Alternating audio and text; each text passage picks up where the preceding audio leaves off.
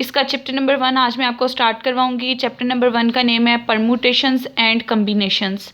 Basically permutations और combinations करने से पहले आपको इस बुक में 2 रूल पता होने चाहिए कि अगर आपको कोई भी क्वेश्चन दे दिया गया है और कहा गया है कि उसे सॉल्व करना है आपने बेसिक काउंटिंग प्रिंसिपल से, आपको वो 2 रूल पता होंगे तो आप ये प्रिंसिपल अप्लाई कर सकते हो, अदरवाइज आप वो प्रिंसिपल अप्लाई नहीं कर सकते। इसलिए सबसे पहले आज वो वाले रूल्स में से एक रूल मैं आपके साथ डिस्कस करूंगी। आपका टॉपिक यहाँ से स्टार्ट होता है। देखिए लिखा हुआ है, we first present 2 basic counting principle known as product rule and sum rule of counting. सबसे पहले आप लोगों ने जो इस चैप्टर में पढ़ना है वो है प्रोडक्ट रूल और सम रूल। आप लोग देखोगे कि प्रोडक्ट रूल क्या होता है, सम रूल क्या होता है, प्रोडक्ट रूल कब अप्लाई कर सकते हो, सम रूल कब अप्लाई कर सकते हो, और इससे रिलेटेड क्वेश्चंस आप लोग करोगे जिससे आपको आइडिया होगा। ठीक है, सबसे पहले आपका जो टॉपिक स्टार्ट होता है वो स्टार्ट होता है प्रोडक्ट रूल ऑफ काउंटिंग से। आपको पहले मैं बताऊंगी प्रोडक्ट रूल आपके पास अप्लाई कब होगा, प्रोडक्ट रूल की डेफिनेशन क्या है, और फिर उससे रिलेटेड एग्जांपल्स करवाऊंगी। अब सबसे पहले देखिए मैंने प्रोडक्ट रूल ऑफ काउंटिंग के आगे लिखा हुआ है ज्वाइंट नॉट म्यूचुअली एक्सक्लूसिव। जब आपके पास एक ऐसी सिचुएशन आ जाए जिसमें जो गिवन टास्क है वो आपस में ज्वाइंट हो, वो आपस में आपके पास म्यूचुअली एक्सक्लूसिव ना हो, यानी कि म्यूचुअली का मतलब होता है आपस में अलग अलग ना हो, किसी ना किसी चीज़ से वो ज्वाइंट हो रहा हो, आपस में मिल रहा हो, तब आप लोगों ने product rule of counting apply करना है। लेकिन जब गिवन टास्क आपके पास टोटली डिफरेंट होगा, उसमें कुछ भी कॉमन ना आ रहा हो, कोई चीज़ भी सिमिलर ना हो, फिर आप लोगों ने सम रूल अप्लाई करना होता है। वो डिसजॉइंट के लिए होता है, ये ज्वाइंट के लिए आपके पास होता है। इसकी डेफिनेशन देखें आपके पास क्या है। Suppose that a procedure can be broken down into a sequence of 2 tasks। आप लेट कर लें आपके पास कोई भी प्रोसीजर था, आपने उसे 2 टास्क में डिस्ट्रॉय कर दिया है। अगर आपने उसे 2 टास्क में डिस्ट्रॉय कर दिया है तो जाहिर सी बात है फर्स्ट टास्क के अकर होने का कोई ना कोई चांस होगा, सेकंड टास्क के अकर होने का कोई ना कोई चांस होगा। आप कहोगे if there are n1 ways to do the first task and 2 ways to do the second task, then the whole procedure will be done in a way n1 into n2। this rule is called product rule of counting। यानी basically product rule of counting 2 task के लिए ये चीज़ है कि अगर एक procedure है उसको आपने 2 पार्ट्स में डिवाइड कर दिया है, पहला n1 टाइम अकर हो रहा है, सेकंड n2 टाइम अकर हो रहा है। आपने उन दोनों के पहले तो अकर होने के चांस निकालने हैं, पहले के भी दूसरे के भी चांसेस निकालने के बाद जब आप उन दोनों को मल्टीप्लाई कर दोगे उनके चांसेस को, वो आपके पास प्रोडक्ट रूल ऑफ काउंटिंग आ जाएगा। अभी इससे रिलेटेड मैं आपको 5 एग्जांपल्स करवाऊंगी, उससे आपको क्लैरिटी आएगी कि कैसे ये चीज़ होगी।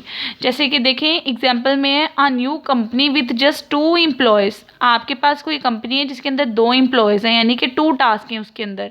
Numan and Ayesha rent a floor of building with 12 offices.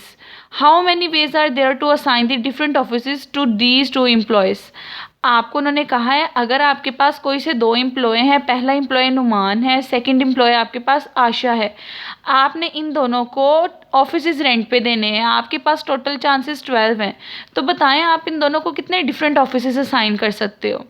अब देखें दोनों को क्या असाइन करने हैं, आपने ऑफिसेज के number of ways, different offices के नंबर ऑफ वेज, बेसिकली दोनों को सेम काम असाइन करना है, दोनों को काम सेम असाइन करना है। इसका मतलब ये आपस में ज्वाइंट है, इनमें आपस में रिलेशन है। ज्वाइंट है तो इसका मतलब प्रोडक्ट रूल लगेगा। अब कैसे प्रोडक्ट रूल लगेगा, पहले हम फर्स्ट वाले के टोटल नंबर ऑफ वेज निकालेंगे, फिर हम सेकंड वाले के टोटल नंबर ऑफ वेज निकालेंगे। अब 12 ऑफिसेज हैं, आपने जब फर्स्ट वाले मेंबर को ऑफिस असाइन करने हैं, आपके पास पूरे के पूरे 12 पॉसिबिलिटीज़ होंगी कि आप उसे 12 में से कोई भी ऑफिस असाइन कर सकते हो। ठीक है, रेंट के लिए तो आपने सबसे पहले लिखा कि जब आप लोगों ने ऑफिस असाइन करना है फर्स्ट एम्प्लॉय को से नुमान, तो उसके नंबर ऑफ वेज आपके पास आ जाएंगे 12, क्योंकि फर्स्ट वाले के लिए टोटल सारे के सारे चांस होते हैं, वो उसमें से कुछ भी ले सकता है। लेकिन जब आपने सेकंड वाले एम्प्लॉय को अकर करने हैं तो उसके चांसेस 11 हो जाएंगे। उसके चांसेस 11 क्यों होंगे, देखें टोटल आपके पास जो इसकी स्ट्रेंथ थी वो 12 थी। जब एक ऑफिस है उसमें से फर्स्ट मेंबर ने कोई सा एक ऑफिस चूज़ कर लिया है, एक ऑफिस चूज़ करने के बाद एक उसकी पॉसिबिलिटी, एक चांस ख़त्म हो गया है। इस वजह से जब सेकंड मेंबर ने वो चीज़ आपके पास चूज़ करनी है, फर्स्ट के चूज़ होने की वजह से उसका एक चांस ख़त्म हो जाएगा। इस वजह से इसके पास जो नंबर ऑफ वेज रहेंगे वो 11 आ जाएंगे। तो आप कहोगे कि फर्स्ट वाले के पास टोटल सारे चांसेस थे, उसके नंबर ऑफ वेज 12 थे। सेकंड वाले मेंबर के पास एक चांस कम हो गया था, उसके नंबर ऑफ वेज 11 रह गए थे। फर्स्ट के नंबर ऑफ वेज भी निकल गए, सेकंड के नंबर ऑफ वेज भी निकल गए हैं, तो जो टोटल नंबर ऑफ वेज होंगे बाय प्रोडक्ट रूल, इन दोनों को मल्टीप्लाई करना पड़ेगा। इन दोनों को मल्टीप्लाई करोगे तो 132 वेज आपका आंसर आ जाएगा। यानी सिंपल स्टेटमेंट को समझना है, आपको टोटल क्या चीज़ बताई हुई है, जितने मेंबर्स पे डिवाइड करना है वो चीज़ पता होनी चाहिए। फर्स्ट को कितने असाइन हो सकते हैं टोटल वो बताना है। सेकंड को जब आपने असाइन करना है, ज़ाहिर सी बात है हर चीज़ रिपीट नहीं हो सकती, ये नॉन रिपीटेड है। एक चांस आपके पास यूज़ हो चुका होगा, इसलिए एक चांस कम होगा। जब सेकंड वाला मेंबर आएगा तो उसका 11 रह जाएगा, उसको मल्टीप्लाई करोगे आपका आंसर आ जाएगा।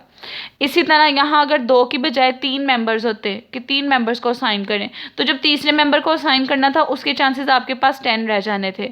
10 क्यों रह जाने थे? क्योंकि एक चीज़ फर्स्ट वाले ने चूज़ कर ली, एक चीज़ सेकंड वाले ने चूज़ कर ली। जब थर्ड वाले ने चांस चूज़ करना था उसके पास भी एक चीज़ कम हो जानी थी, 12 में से 2 निकलने थे तो 10 रह जाना था। यानी जैसे जैसे कोई सिलेक्ट करता जाएगा एक एक चांस उसका ख़त्म होता जाएगा।